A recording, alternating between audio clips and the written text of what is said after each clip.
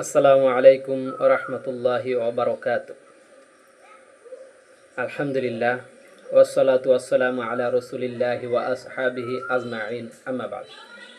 ফাআউযু বিল্লাহি মিনাশ শাইতানির রাজীম। বিসমিল্লাহির রহমানির রহিম। আজকে আমি কথা বলবো দুটি বিষয় নিয়ে। একটি হলো কুরবানি ফরজ নাকি সুন্নাত ওয়াজিব, আরেকটা বিষয় হলো যাকাত। আসলে আগে কুরবানির বিষয়ে কথা বলি।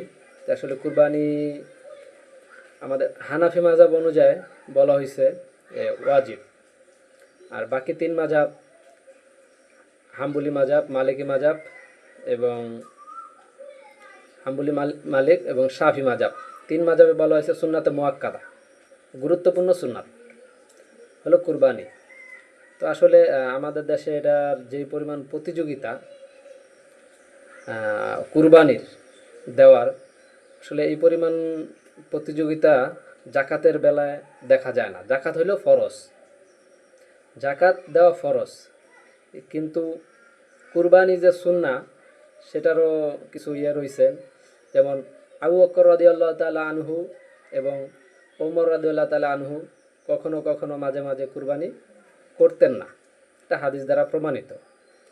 এবং আরেকটা হাদিস আছে যেখানে বলা হয়েছে যে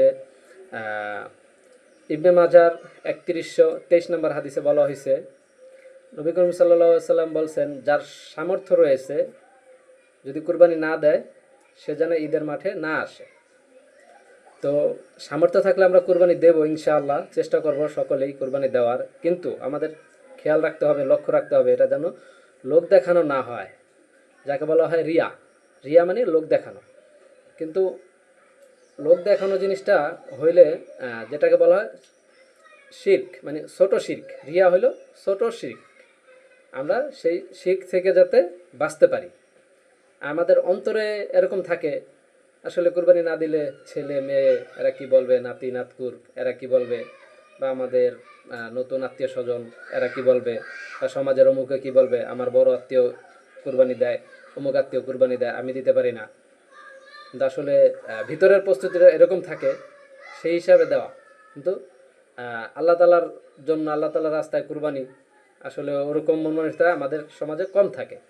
তো অনেকের মনের ইচ্ছা, এটা আল্লাহ তালাই ভালো জানেন, কিন্তু সামাজিক প্রেক্ষাপট এবং যেরকম প্রতিযোগিতা, এগুলি দেখে মনে হয় যে আসলে লোক দেখানোটাই বেশি প্রাধান্য পায়, লোক দেখানোটাই বেশি প্রাধান্য পায়। তো আমরা চেষ্টা করবো ইনশাল্লাহ